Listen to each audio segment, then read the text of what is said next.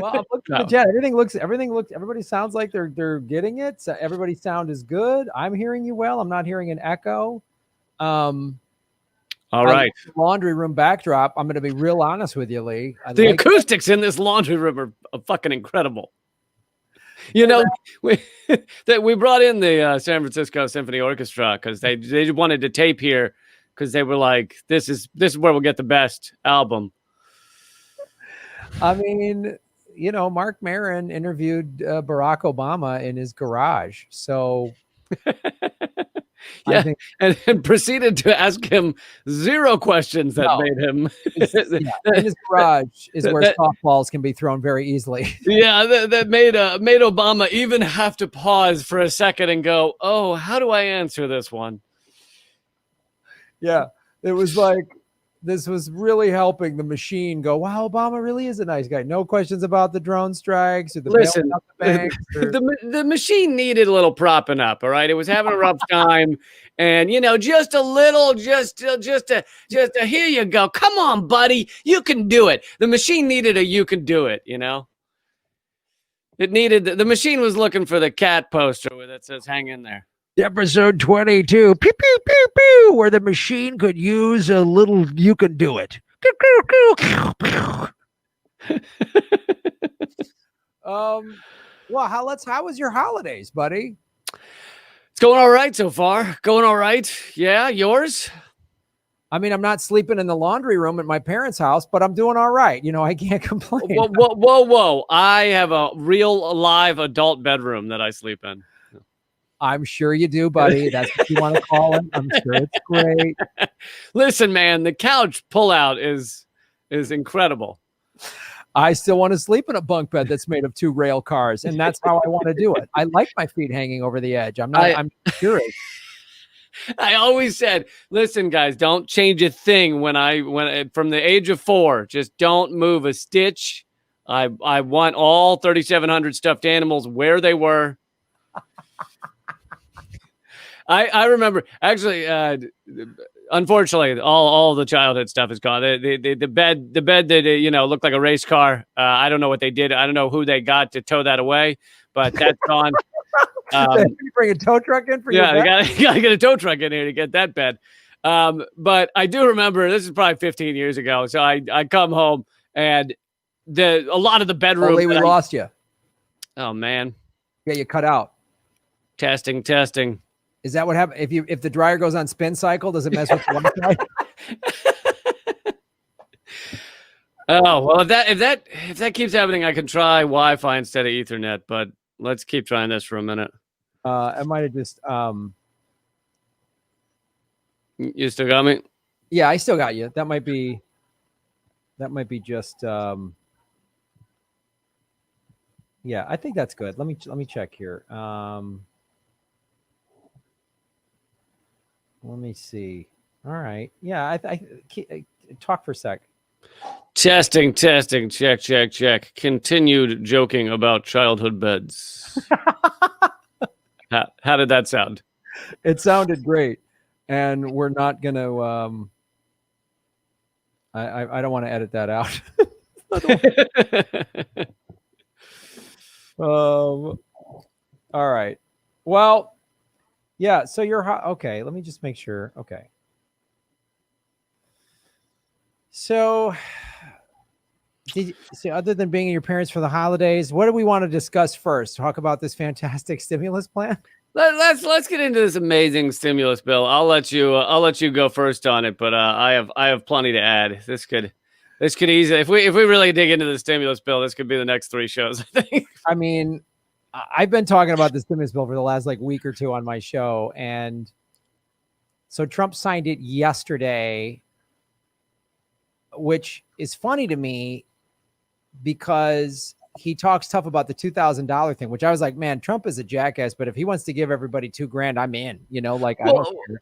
Well, yeah. And the other hilarious thing about the $2,000 thing is, I'm all for it, by the way. But, his people were involved in negotiating this thing all along, like Mnuchin and everyone. So really, Trump had already been involved through his people in this negotiations for whatever it is, $600.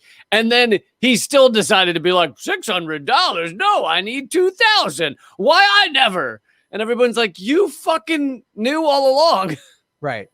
Well, I just got this in the chat. The House just passed the $2,000 payments, apparently. So there was such. Yeah, but the Senate would have to, right? Aren't several Republicans saying we'll never pass $2,000? I don't know. Yeah, it'll be interesting to see what actually happens. But the most curious thing to me, obviously, I hope everybody gets $2,000 because $600 is literally throwing pennies out of your car, like throwing money at people out of your Lamborghini and then letting them scurry around. Like it's a half-eaten hot dog and going, there you go, assholes, chew on that. Right. And like a $2,000 is a lot of money to a lot of people, especially the struggling people in this country. I get that. At the same time, it is still a giant fuck you to all Americans who are struggling out there because a lot of countries are, guess what, just covering lost wages. Like several, I don't have the list here anymore, but it's like France is covering 85 or 90%. Canada is covering most of the lost wages. Like so many, even the UK is like 80% of lost wages. The US is zero. I know. And this is what we have to fight. So it's like, the thing that was so funny to me when Trump did make the $2,000 claim last week, which was like hilarious. And he said crazy things about, he pointed out all the ridiculous stuff in the bill, which I'm like, hey, good for him. Good for him. But then it was how quickly both parties were like, $2,000 for these slugs? No way. It was hilarious to me how both parties were so against it. And wait, hold on. I thought Nancy Pelosi was like, oh, 2,000 sounds great. She said that kinda, but then the media, like other like Democratic insiders, whatever, would come on MSNBC and go, oh, the American people are too resilient to need $2,000. Listen, a third, literally the latest numbers are 1 out of every 3 Americans has had trouble paying bills or paying for food in the past couple of weeks. 1 out of every 3 adults, it's 70 million adults have had trouble paying bills. And I love the idea that they just have it too easy. Listen, they'll get lazy if they're able to pay their rent, and that's just lazy. Just print wallpapers of $100 bills like Steve Mnuchin and his gold digger wife did. Like when they just printed, they just holding sheets of money. They went to the Treasury and held up the sheets. Just go to the Treasury and get a couple of sheets of money. You'll be fine. I don't know what the big problem is. Excuse me. How much for those sheets of money? Oh, just 10 cents. We're redoing our kid's bedroom, and we wanted wallpaper of actual $100 bills. Do you have those? We saw the Mnuchin had them, and that just looked adorable. I mean, his race car bed is probably like a fucking high-end Tesla or some shit. Porsche. No, his race car is a Lamborghini. His child sleeps in, and they bought 2 of them to give the kid a bigger bed and molded them together. That's what they did. One of the kids, the celebrities, I don't remember which one it was. Like it was Britney Spears of a kid. It was like one of these like 4-year-olds of a celebrity where they got him whatever the real borderline real like Hummer for a child is, so that they could ride around the yard, but it costs like $8,000 or something. It costs more than a regular car. The obscenely wealthy, they really have their fingers on the pulse. I think that's what we're learning through the stimulus is how much they really get it. They feel our pain. I mean, my favorite was when Paris Hilton, and this is within the past year, tweeted out, my dogs love their doggy mansion. Literally, it is a 3-story. You should Google a photo of this thing. Literally, it's 3-story doggy mansion with and she takes the photo and one of the dogs is out on the balcony of its 3rd floor looking out. You're like, did you really just tell people in the world that you have this? This is the most fucking. I mean, is that worse than just setting homeless people on fire? Or where does it land? Like it's right up there, right? It might be worse than I think most homeless people would probably be preferred to be set on fire. I mean, you watch this stuff and you're like, America has gone insane. Like America on the whole is literally in a clinically diagnosable psychosis that is just like I can't. This country is insane. Yeah, I think you're right. It's just sociopathy, and it's it's coming from a place that is what's rewarded in our society. I mean, these people are still held up. You know, Bezos is on the cover of magazines. These people are still held up as what we should all seek to be or seek to emulate. And they're fucking sociopaths. We have a system that actually, like, if you sat down and said, I wanted to create a system where sociopaths rise to the top and rule over things, you couldn't come up with a better system. You couldn't devise anything that causes sociopaths to rise to the top as effectively as our late stage capitalist system. Yeah. And what crushes can also included in this system? Can we crush decent people?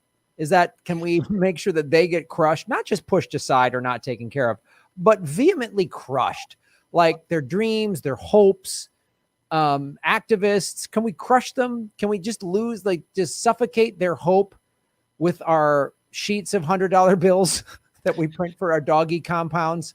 Can we do that? We'll laminate them in $100 bills, and then they'll be off to the heavens in a good wrapper. Good. They'll be able to use those in the afterlife, like the Egyptians with their gold in the tombs. Well, let me ask you this, since I guess this is kind of our government secret segment number 1, discussing simulus lies. Last government secrets before the end of the year. 2020 relapse. I thought you were going to say before the end times, but end of the year is fine. Same thing. 2020 is the end times. This is it. This is society. When the stroke of midnight hits Thursday, bye-bye, folks. It's over. We're punching out. I used to my stand-up routine. I used to tell a joke. I still think it's true, though. There was all the hype going into 2012 as to the Mayan calendar said that was the end of Earth, 2012. And I said, is it possible that was a recommendation? They were like, listen, once you get to 2012, just fucking tap out because it's ugly. It's getting ugly. All right. Once you have dogs and sweaters and kids on leashes, it's just time to call it quits. We've seen the future, and the next 8 years after 2012 only get really bad. So I would punch out in 2012. Well, let me ask you this: of what we've seen of this crazy stimulus bill, what we've talked a little bit about it before, but what stands out to you? Yeah, the most insane thing that they've hidden in there or whatever. Well, right. So yeah, Trump was like, I don't like all the pork, which of course is horseshit. He just knew that would play well. Right. But there is the real kind of pork. Like I thought I read that it was 64 pages, but whatever, several pages at least, maybe it is 60 on tax breaks for racehorse owners, which I would be less angry if there were 60 pages on how it's now okay to eat racehorses. I would be more okay with that than now. You got to be hungry. You can't just do it out of spite. All right, you got to be hungry. Gee, it's good thing that horse racing isn't like, I don't know, a sport of wealthy people. You know what I mean? It's a good thing it's not perceived that way as only rich people do it. You know what I mean? It is a sport of the working class. I hope the tax breaks also apply to the dressage horses, that Mitt Romney owns, the dancing horses, because those are equally important to our livelihood as Americans. Because if we don't take care of the racehorse owners, I mean, they're the backbone. I mean, if that's not an essential worker, I don't know what is, Lee. I mean, really, it's like. And there better be protections for polo horses, because polo horses do not feed themselves. I hate to break this to you, but they do not feed themselves. And if I can't take a helicopter from my polo horse grounds to my racehorse grounds, and I have to pay taxes, I mean, this is a monstrosity that just needs to end. I just can't. You Yeah, know, it's yeah. No, so that like, we can agree that's not pork. That needs to be in this relief bill. But then there is just, I mean, half or most of this bill is giving money to what they call democracy promotion projects, which is the most wonderful euphemism I've ever heard. These various, operations to create regime change in countries or destabilize them. There's like there's like billions of dollars given to, or hundreds of millions given to, create riots in Hong Kong. There's $3 billion to Israel, Israel's military, which is on top of the over $3 billion given to Israel's military in the defense bill. So it's like, yeah, Israel's military was really hurting. They were having a rough time. They couldn't compete with the rocks being thrown from the Palestinians, and so they need the money. They need them. They've been walking around with a tin can. Could we get some more help?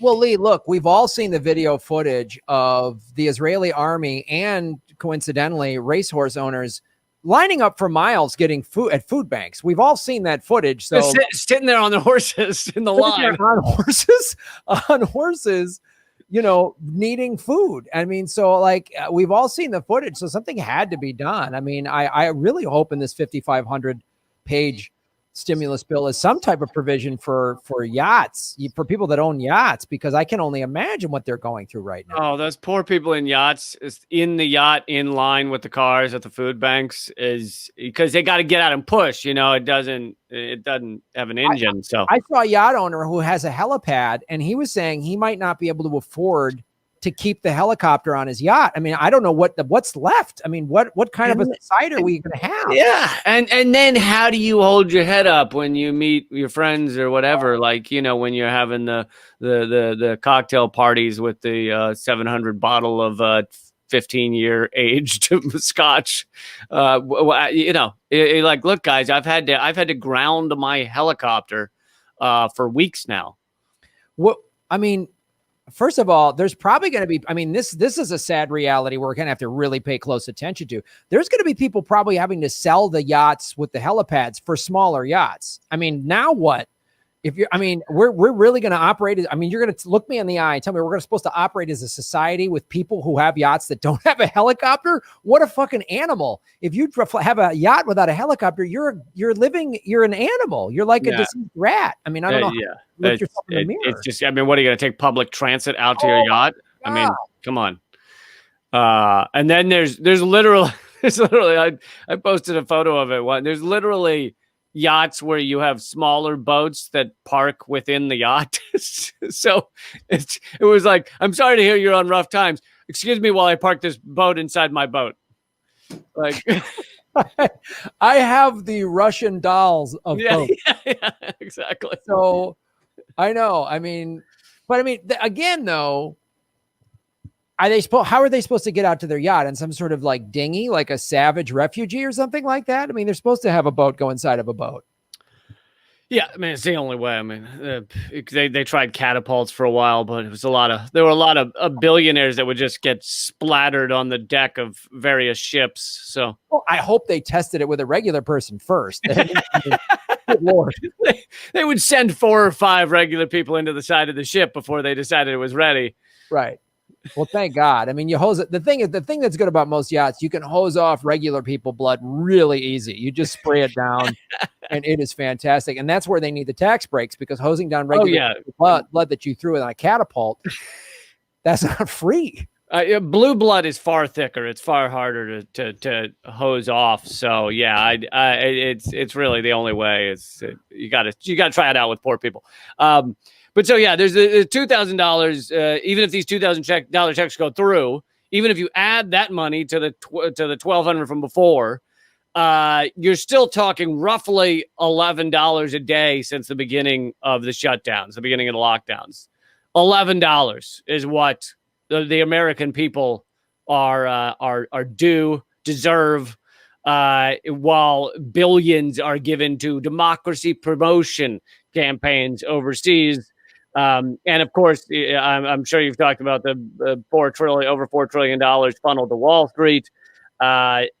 It's unbelievable numbers that are being, but this isn't like a whoopsie or a whoa, this is crazy. It's like this is why they got into office. This is why they went there in the first place. This is why our system was set up like this. It is a money laundering machine. Only you cut out again. What it's been. I always cut out when I get angriest. And now you're back. There's a little anger meter on my screen, and it just frizzes. Yeah. Is it like one of those like DUI things? You got to blow into it, and then so if you blow too much anger, then it throttles the Wi-Fi. Is that what happens? Yep. But you were saying about the $11 a day, which and I was just the conclusion of that is that meanwhile they've funneled, of course, trillions to Wall Street in the first stimulus bill. More go to these programs in the second one, and that's why these people are there. That's why these politicians got into this for the most part. It's why it's why this machine exists. It's a giant money laundering machine. Is really what it is. Oh, it's unbelievable, and the fact that we have to fight. I mean, $1,200 was a slap in the face back in April, right? That was like, what? $1,200? That's the best you're going to give us. So then they come back with half of that. So it's half of a shitty deal.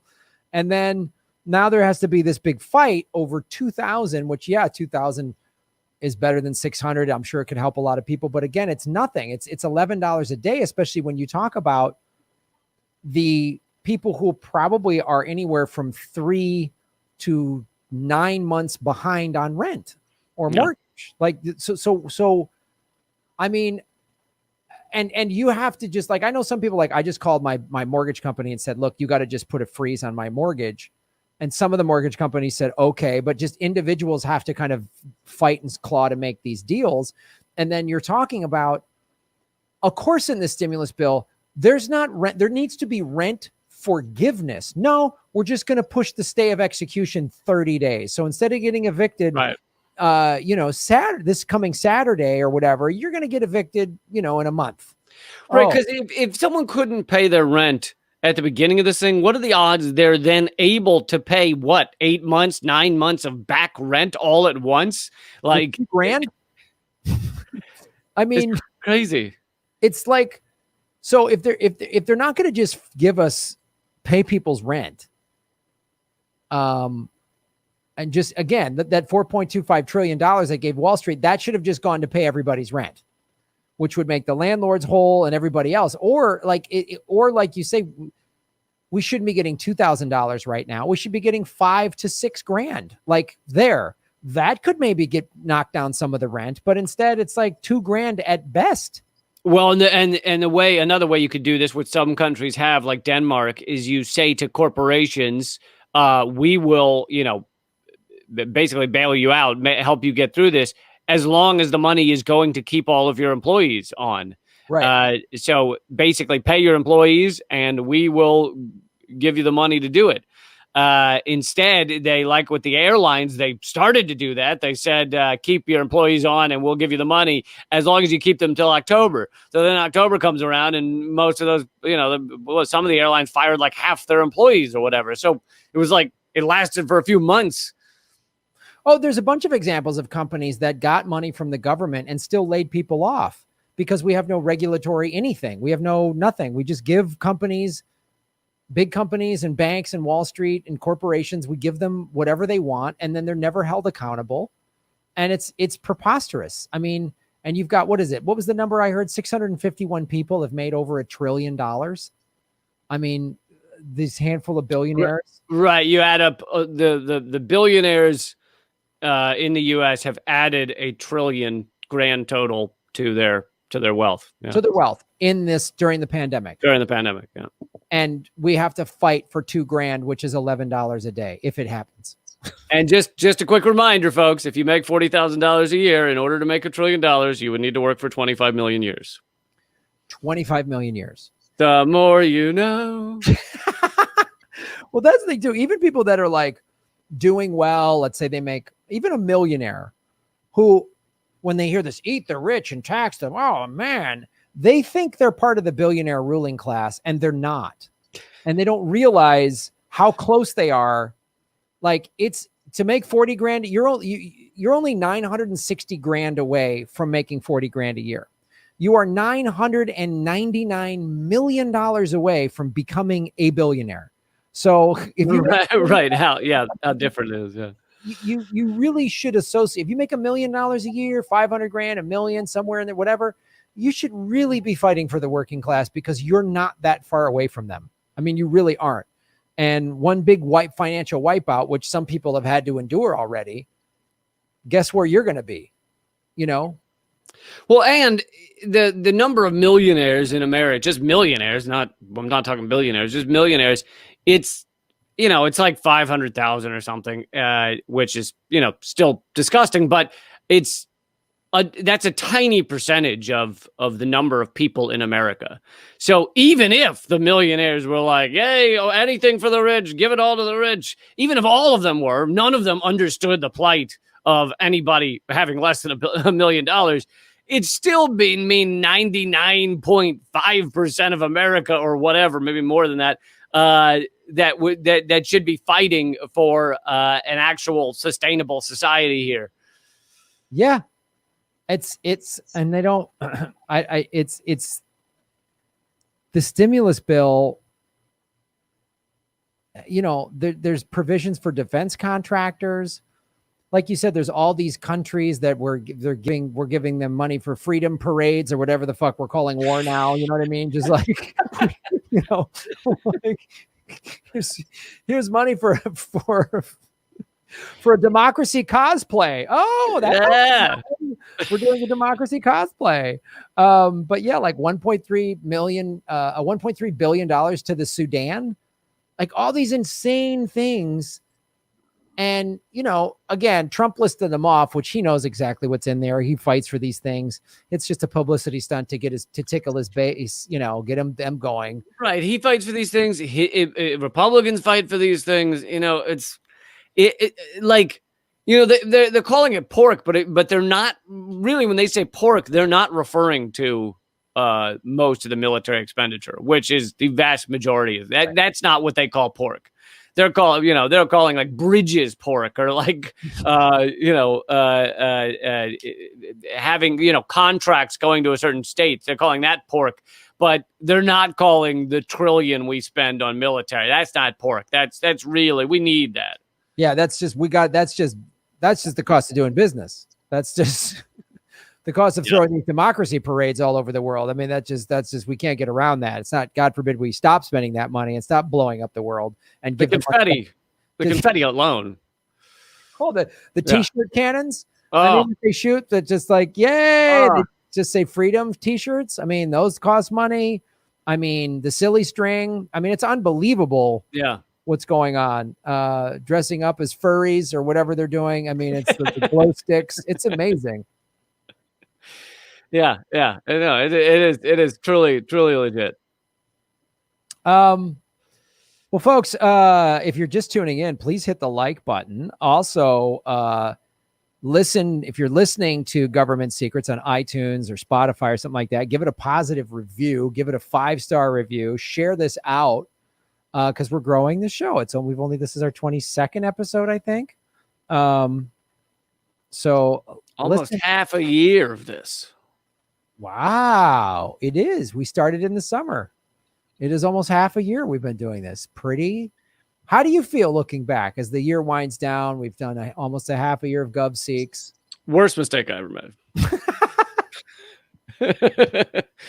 No, I enjoy it. It was really just a trick to get you to chat with me for an hour a week. So.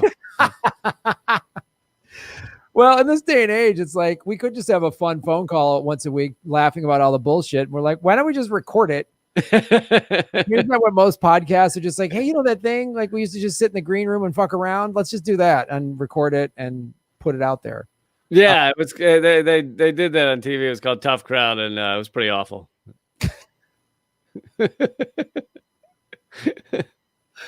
But literally, yeah, because it's funny. We've had regular phone calls just like, hey, what's going on? And we go into these stories without even knowing it. We're like, did you fucking hear this, man? And we just get all worked up and we're like, wait, save it for the show.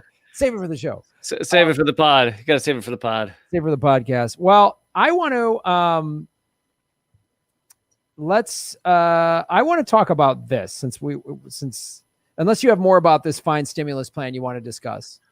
I mean, I think that's pretty much it. I mean, I did a video where I listed more of the numbers going to which countries and things like that. But I think it's all the same point. Is that this is going to create more wars around the world or create collapsed societies. I mean, if there's one time to maybe give a society a break, give a country a break, like the struggling people, it might be right fucking now in the middle of a pandemic. And instead, we're like, now's the chance to put our boot harder on their throats, because a lot of them are sick and they don't even have a vaccine. And so we can just really hurt them now, really fucking lean in against Venezuela and Cuba and Iran and China and really just try and fuck them up. Because, we're good people.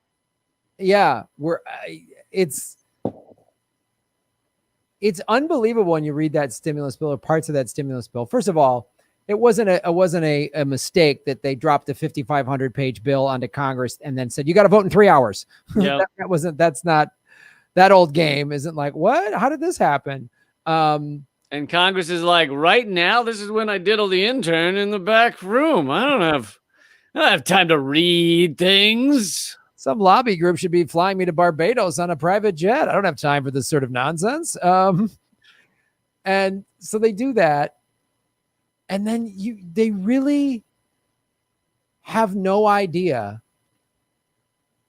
I don't know if they, it's like, I can't tell if they have no idea how much people are actually struggling and they don't give a shit, or they're like, man, people are really struggling, but still a great opportunity to like pack in a bunch of nonsense and cheat everybody and steal money and give it to our buddies. And like, it's,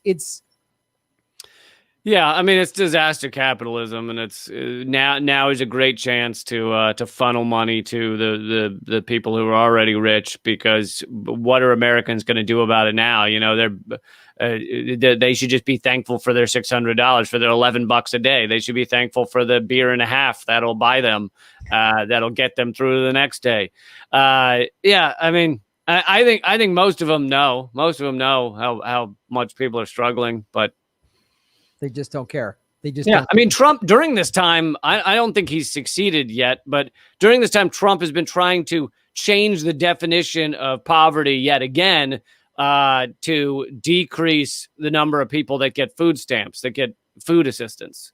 So it's like he and his people are trying to actually make it harder on human beings in this country that are struggling. And something I covered on Redacted Tonight this past week was that Joe Biden, if he wanted to, on day one, without consulting Congress, it is in the president's power to change that the way they measure poverty to something that's more reasonable, because right now it's horrific. It's like for a family of three, if they make $20,000 a year, then that's considered doing fine or whatever. But it's like in most of America, you can't afford to get by with that amount of money. And so he could change the way poverty is measured, which would immediately give more assistance to so many people. Millions across America would have access to like public housing and food stamps and all this stuff. And he could do it himself. Now he won't, of course, but he could. I mean, it's crazy. Like I've seen videos and stuff of people who are like working full-time jobs and then donating plasma to help cover extra bills. It's just insane. I mean, it's, but I want to get into this Gov't because I found this, came out in May in the Wall Street Journal, this opinion piece. And it was while they were doing the first, in March. Wall Street Journal, that's that leftist socialist rag, right? Oh yeah, it's all, it's like a union, a pro-union journal. So, but what that was interesting in this is it talked about, and we can go into this more because we both understand it, but the title of the article, I'm going to do a screen share here, is because I want everybody to see this, and it's Wall Street Journal, so take it with a grain of salt. But the title is what I wanted to discuss, which is Obama's bad stimulus example. So How can the government be this out of touch and do this horrible stimulus where they give all these people all this money? Well, Obama did it. Bush did it. They both did it somewhere in the neighborhood of $1.4 trillion between the two of them to bail out the banks because the banking crisis hit in September of 2008 while Bush was in his last days. And he gave a $700 billion stimulus plan, and then Obama gave close to $1 trillion. So it's I wanted to show about this. So the lessons of Barack Obama's $830 billion American Recovery and Reinvestment Act of 2009. In the wake of the housing meltdown and financial crisis, Congress passed the largest up until that point stimulus package in American history, and it was so great. It made everything better, right? Oh, sorry. It did, yeah. I mean, it fixed everybody's lives, I think. Totally. So you would think passing that in 2009, 11, almost 12 years ago, that would have just, massive reform. We'd still be talking about it the way we're still talking about the New Deal. Nope. The economic spark and job creation were supposed to appear almost immediately as money flowed into shovel-ready construction projects. When Vice President Joe Biden barnstormed around the country in 2010, promising a summer of recovery that never came. Remember, there was no infrastructure. That's what we all thought. Oh, we're going to put everybody to work with this infrastructure. Right. Never happened. And now we have a crumbling infrastructure. And this exposed everything. So let me talk about this. Well, right. And they could have done it a different way in which you did create those jobs, in which you did, rescue the lives of millions of people. You could give them all jobs, fucking creating electric charging stations or planting trees or some shit that would actually help the planet. And instead they gave them to corporations and said, hey, go, do something with this positive for the world. But what do the tops of corporations do? They pocket the money. That's their job. That's why they're there, because a corporation is a totalitarian system that is run by sociopaths. It's insane. I mean, I heard so many different theories of what could have been done. One economist said, for the amount of money that was given out, they could have gone to everybody that was like 55 years old who was working at a regular job and say, we'll pay you $1 million to retire early. And you got to do two things. You got to buy a house or pay off your mortgage and buy a car. Because remember, the car market got crushed too and all that. And this one economist was like, that gesture alone would have done it. I talked to another accountant who said the amount of money they gave out, they could have given every working adult 70 grand. 70 grand. And just said, pay off your debts. So the banks would have gotten their money eventually. They would have gotten everyone would have paid off their credit card, their mortgage, their car loan, student loan, wiped it all off, probably had some money left over to put back in the economy. And it would have, but instead. But the problem is that if you did that, you wouldn't have any poor people. And without poor people, why does anyone work, right? We all just work because we're like, I don't want to fucking be that. So it's the whole, we got to have a lot of poor people. Listen, for this thing to go smoothly, everybody, there needs to be millions of people who fucking hate their lives, just hate them, just with a passion, just fucking have no joy, and they can't hardly find food to eat, and they can't find clothes that are clean, and that we need lots of that so the rest of us can just have a blast. Yeah, because again, I don't want to be one of the guys that gets catapulted into the side of a yacht, so I'm going to work. Listen, that's a good paying job, honestly. As long as you can wear a helmet and bounce off the thing, you're fine. One problem apparent from the start was that only about 15% of the money was used for roads, bridges, and other infrastructure projects. More than twice as much went to income redistribution programs such as Medicaid, food stamps, and extended unemployment insurance, or to green energy projects. Well, this is where Wall Street Journal is definitely pushing bullshit, because the money did not go to those programs at all. Maybe it went to some. Remember the federally subsidized cash for clunkers auto trade-in program? That SOP to the auto industry did little to shore up employment or even the auto industry. University of Chicago economist Casey Mulligan calls. I love. Go ahead. This guy calls the This economist calls the post-crisis downturn the redistribution recession. Uh, well, I love how they just glaze over, or they don't mention the fact that the Cash for Clunkers program was meant to take the worst cars that were horribly creating tons of emissions, like more emissions than millions of other cars, and get them off the roads. So it wasn't just like they're like, listen, the only reason to do this is to give people money. It's not to actually have cars on the road that don't fill the atmosphere with greenhouse gases at all. Oh, it's.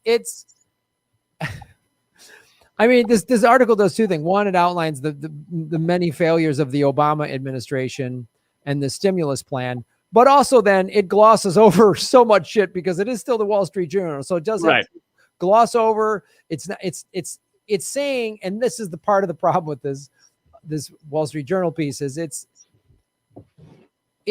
saying, oh, the money didn't go where it was supposed to go, but it doesn't really talk about how, yeah, banks walked away. It was a scam for banks. They just see like, they always make it seem like it's some blunder, like, boy, they didn't put the right stamps on the checks. They got mailed to the wrong place, and then boom, oh boy. Well, and even the auto bailout, which a lot of people point to as, and Joe Biden certainly does point to as like this massive success. We bailed out the auto industry and we saved it.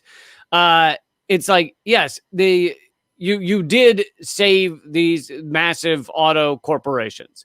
However, the bailout could have been done in such a way that it gave the workers of those corporations like higher wages, and treated them better. And like there could have been requirements within it so that it went more to the workers rather than, whatever it was, GM or Ford or whatever, rather than them taking the money, putting it in their, corporate bank account and using it to, I don't know, grow their operations or whatever, but not really treating their workers any better. Yeah. There's so many things, these bills. Like, I would love to, they always put in all this awful shit that only helps corporations. Like, and this is why, the progressives within the Democratic Party are so gutless. Like, why don't you jam in some shit for people? Why can't anyone like, oh, the 11th hour, we jammed in a provision to force, Amazon has to go union, just like, what, how did you do it? Yep. Sorry. We forced it in. We knew everyone wouldn't read it. Like, do the same thing. They, like, as Tulsi Gabbard said, when she didn't vote on this, she said, well, they didn't give us time to read it. So I voted against it. She's one of the few that's ever going to do that. Most people are just going to vote for it. So put some shit in there that actually helps people, that all these dummies might actually vote for and miss, play right. And the people that make sure that even the progressives don't insert stuff like that into the bill. It's like, Nancy Pelosi's job is to make sure that real progressive stuff doesn't get in that, forced into that bill. So. Yeah, that is her job. But this article just goes on to say more nonsense but that's the thing. I did want to talk about the Obama plan was going to do. There was no jobs program. There was no infrastructure. There was none of it. I mean, the Wall Street Journal was lamenting that too much money went to green. What did they call it? Green jobs or something like that. And it's like, well, where did that money really go? It went to big green corporations that, yes, might build solar panels or something, but like it could be, you could have a bailout that's done in such a way that it goes to green, industries and their workers. And it's like, you must hire this many, 10,000 workers or whatever. And rather than this is the wealthy helping the wealthy. It's like, yes, you can support green energy companies and still make sure it only goes to the billionaires at the top of those companies. It's unbelievable how many things that bill could have done, especially as we look at it now. All these bubbles that had formed prior to COVID. There's a housing bubble. There's a student loan bubble. There's a car loan bubble. there's a commercial real estate bubble. There's all these bubbles that were forming before COVID that are now even worse. Yep. And all of them could have been avoided had we, had Obama and Biden actually done real reformative, not just like stimulus, socialism for the 1%. Right. Like, just think about how much better we would be faring right now in this pandemic, both economically and health-wise, if Obama and Biden had put in actual universal health care, actual single-payer Medicare for all. If they had done that, you would be seeing a completely different situation right now. I'm not saying everything would be solved, but it would be very different. It wouldn't be as bad. I mean, that's for certain, because we'd be sitting there going, boy, thank God we had Obama for 8 years. So when this crisis hit, we were really prepared for it, and had they done that, they wouldn't have lost in 2016.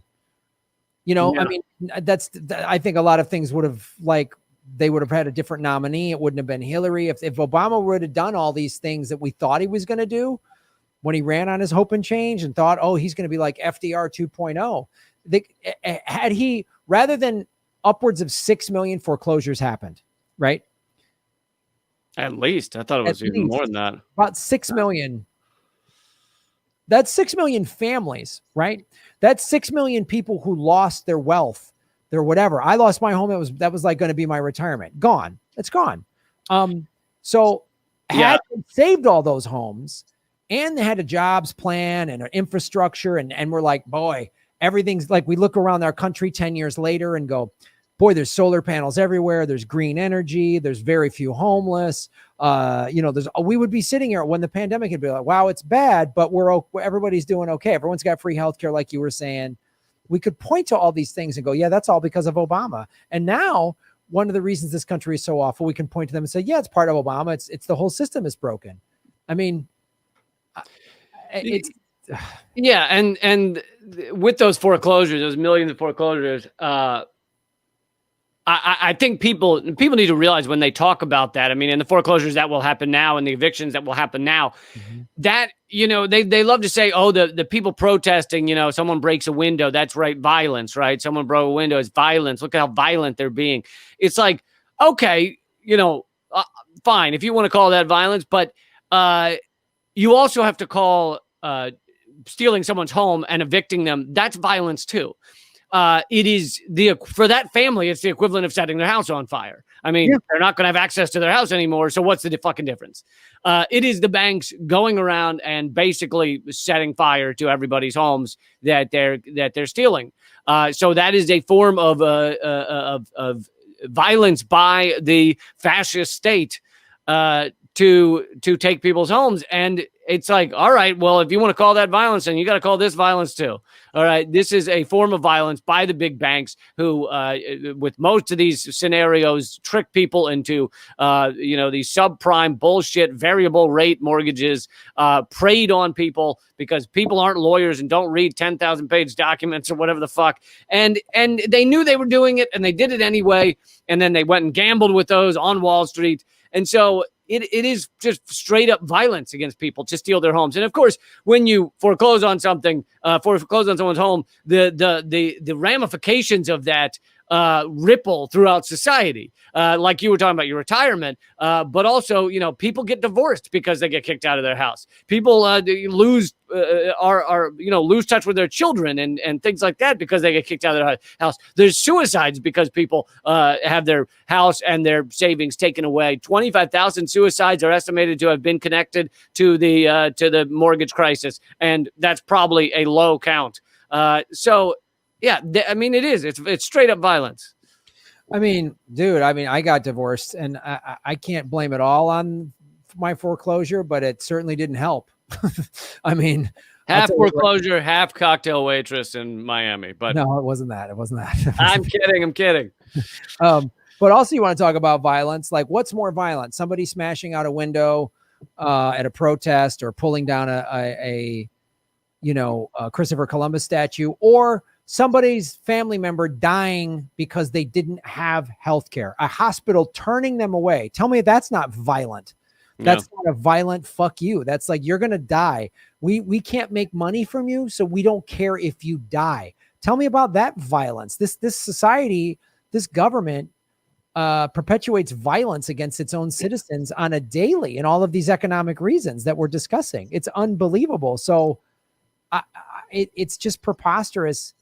And it should have been fixed by Obama. That's what he ran on. That's what so many, myself included, voted for. All right, I think he's going to come in and instead it's only worse. He's just added to the problem. And what he did, I mean, we could be like, oh, remember Obama, he fixed the water in Flint. He stopped the Dakota Access Pipeline from happening. Man, he really stuck it to the oil companies and, you know, all this regulation. And now we've got green energy everywhere. And the banks have been regulated. He put bankers in jail like they did in Iceland. You know, oh man, no, nothing's happened. Zero in jail for the collapse of 2008. Eric Holder went after essentially nobody. I mean, they got some mid-level person, I think, for like stealing, you know, copy paper out of the break room or something. Yeah, it was there were two scapegoats. It was Bernie Madoff, and there was like one like Chinese bank in Manhattan that they claimed was like, you know, oh, they did it. It was them, and really it was they were a nothing player in the mortgage crisis, and it was just a way to have a scapegoat. And hell, if you're gonna have a scapegoat, why not make them Chinese? Oh yeah. Let's blame it on China. Let's blame the mortgage crisis on China. Oh, now we're going to blame coronavirus on China. Like, what else are they going to blame on China? It's just, yeah, it's unreal. So that's what I got, dude. I don't know if you've got more Gov't, but I have another one, but I don't know if we have time for it. I don't know if we want to dig into one right now. Well, that's up to you. I think we have time, but. Okay, it's not. Yeah, I'll keep it to like 10 minutes. It's not a very long one. So, Urban Secret's final segment. Lee Cab, keeping it under 10. He better. You know, we don't want to wrap up an episode. By the way, I noticed we remembered we were going to start telling people what they are at the beginning of the show. We did it for one episode, so we've really kept up with that. But what the topics were going to be at the beginning of the episode. But listen, it took us 17 episodes to start looking up what number episode it was. So yeah, we don't move. We're like a battleship. You know, we take a few miles to turn around. It's 12 hours to turn around. This is the battleship of podcasts. Without a doubt. So actually, yeah. So it's good to have it. We'll go back in history for this one. I always like when we have a little deeper history dive. This has to do with and the relation to modern day is that currently I think we're the nuclear clock. The scientists have now put it at whatever it is, 30 seconds to midnight, which is midnight is nuclear Armageddon, and I think it's the closest it's ever been. And of course, you know, Trump pulled out of all these weapons deals with the Soviet Union, well, former Soviet Union with Russia, and they love to say, "Oh, well, look what great buddies Trump is with Putin," and meanwhile, all the sanctions they've done have been far worse than under the Obama administration. The pulling out of the nuclear deals that Russia was a fan of. You go down the list, he's been worse to Russia, but you know that doesn't fit with the propaganda. So going back to the nuclear, you know, when things were kind of at their worst during the Cold War, when people really thought that like any day now, maybe nuclear weapons will rain down and we'll be in the end times. And you remember they were teaching the kids to get under their desks, which, you know, would definitely save you, I think. Probably, right? Absolutely. A grade school desk will prevent an atomic blast from reaching you. You are safe. Yeah, I mean, you know, if the fire alarm goes off, several of the desks collapse. But so here's something. So everybody knew that it was there was the Cuban Missile Crisis, all this stuff, the standoff between Russia and America, but here's something I did not know, which is truly fucking horrifying. So what this is again from the Untold History of the United States. What is little known is that Eisenhower had delegated to a theater of commanders and other specified commanders, including the Strategic Air Command and NORAD, the authority to launch a nuclear attack if they believed it was mandated by circumstances and were out of communication with the president. I mean, I'm sure he's easy to get in touch with, though. So basically, he said to all these commanders, if you feel you need to fire a nuclear weapon, which will no doubt end up in a tit for tat that'll probably wipe out the human race, just go for it. If the line's busy and you tried to call, just give it a go. What's the worst that could happen? If I'm fishing and I don't have access to a phone, press the button and nuke it. You know what I mean? When in doubt. When in doubt.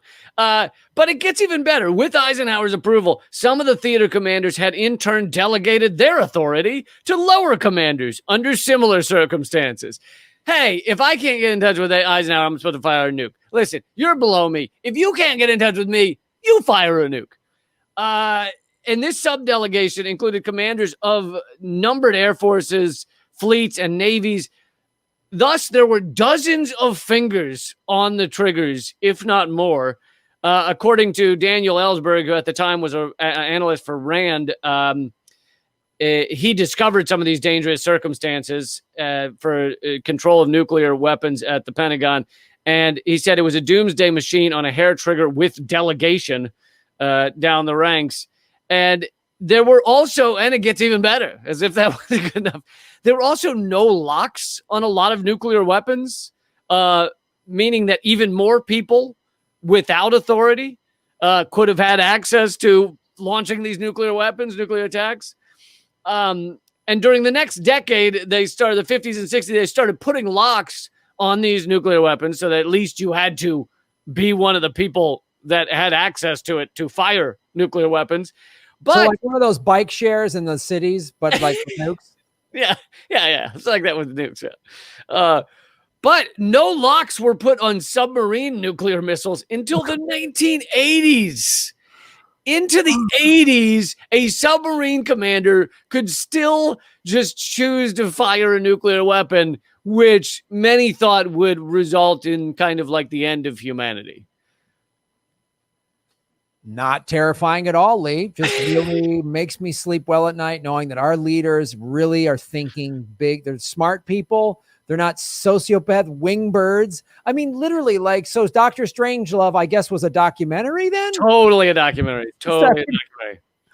Like, and in case you were wondering what the number of people that would die when this happens, the Joint Chiefs of Staff were subsequently asked to estimate the death toll for such an attack. Now, granted, they only measured the death toll of the other side. They weren't calculating how many Americans would die, or at least in this one, they weren't calculating how many Americans would die. So the numbers were such: 325 million dead in the Soviet Union and China, another 100 million dead in Eastern Europe, a similar number in Western Europe from the fallout, and up to another 100 million from fallout in bordering countries, including Finland, Sweden, Austria, Afghanistan, Pakistan, and Japan. And that's not including retaliation against the U.S.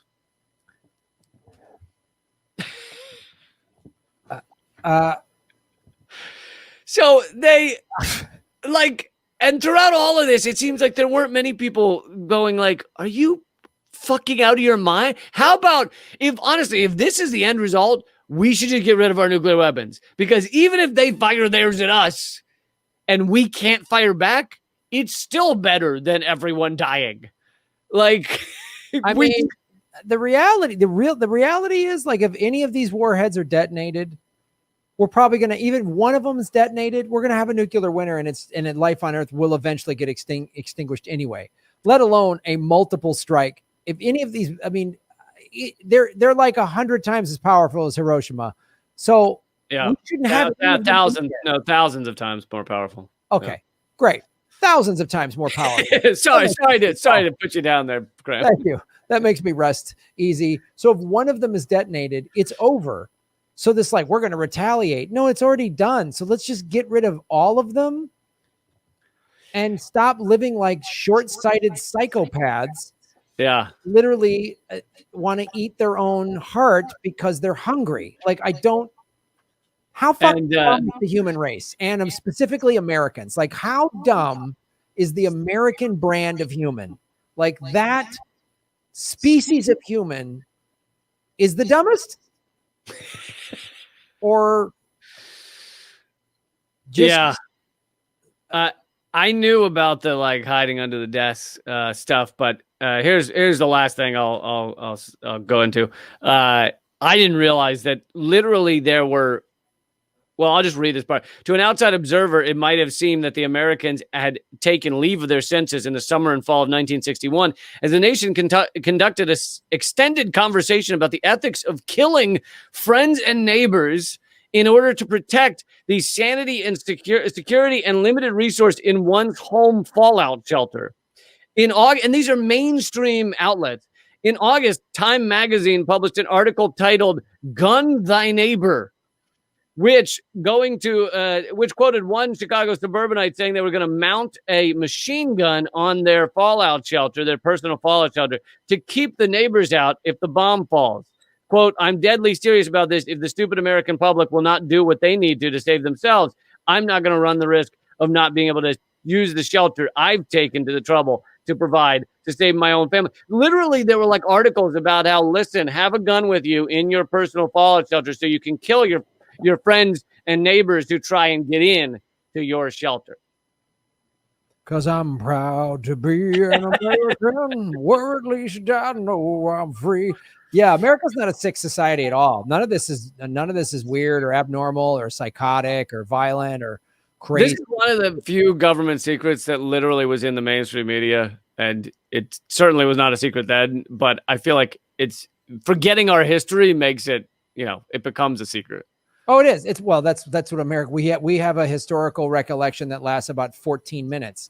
So it's America. God. So yeah, New Year, I guess, is what we're saying. I mean, it's kind of similar to after 9/11 where they were telling people to saran wrap their houses. Do you remember that? So don't act like this is the 1960s and we've grown up or something. Like literally after 9/11, they were telling people like, get plastic and staple it across your windows. You may suffocate because there'll be no oxygen, but you'll survive the gas attack that Iraq is going to do on our homeland. Yeah, right. We just had 3 million guns just got bought during this pandemic. Everyone's been ramping up guns so they can defend their toilet paper fucking shed or whatever they've got. So like this country is so good at like actively waking up and going, let's learn nothing from history. How can we learn nothing from history? Let's do it. So listen, I think it's a serious debate we need to have. If your neighbor comes for your toilet paper, do you murder them in cold blood? I mean, I feel like it's both the sane thing to do and the ethical thing. Put them out of their misery because they didn't have toilet paper. So they're not living a good existence. Put them out of their misery. Well, I think you should only be able to murder them if you're going to eat them, because we should go full cannibal. We should go full just racehorses first. Everybody, if you take one thing away from this episode, racehorses first before you get into the neighbors. Before you dig into your neighbors. Before you eat your neighbor's racehorse. So I think that's a good way to wrap up 2020. I think listen, I think we ended on a high note. We ended on a how-to. Really? I always like when we give people a how-to. I do like they're coming. Yeah, it's a great how-to. It's like, this is how you get this done. This is how you eat your neighbor's racehorse. Like, this is all good stuff, because I don't want to just like complain about everything. I want to have solutions and good fixes and stuff like that. Life hacks. Yeah, I mean, neighbor can be a bit gamey, so you're gonna want to marinate that for like few hours in like a teriyaki, maybe. Don't do any research on finding out how eating human flesh drives you insane. Just do it. Just do it. You can't get any more crazy than you are, America. Eat your neighbors. Well, that's Government Secrets episode 22. Cannibal episode. Cannibal episode in the can. Put in the books, Cannibal Can. It's Cannibal Can on Gov't. Folks, hit the like button. If you're watching this on one of our YouTube channels, hit the like button. If you're listening to it, give it a good review, share it out, and do all that stuff so that we can keep doing Gov Seeks for another half of a year. And Lee, where can people ride your racehorses? Yeah, I have racehorse. You can pay for tickets to my racehorses in my backyard. I'm unfortunately I had to store them in my parents' laundry room for now. But everybody, I am gonna head out. But you can look up all my stuff at leecamp.com. I have a TV show called Redacted tonight. I think you will enjoy. I do live streams as well, and I have a second podcast called Common Censored. And the easiest place to remember is leecamp.com. It's all there. Oh, and a new Rockfin channel as well. Oh, check out Rockfin. Their cryptocurrency is going through the roof, everybody. So for $10 a month, you can watch Lee's premium content, my premium, everybody on Rockfin's premium content. You're supporting a blockchain cryptocurrency platform. They don't censor us. It's fantastic. Jimmy's on there, Convo Couch, bunch of people. So check that out. All right, dude. Thanks, man. To 2021. See you then. See you in 2021. Have fun in your bomb shelter. Is that what you're calling your laundry room now? yeah, exactly. Luckily, there's a lot of good dryer sheets to munch on. So I'll be fine. Outstanding, buddy. All right, man. We'll talk to you soon.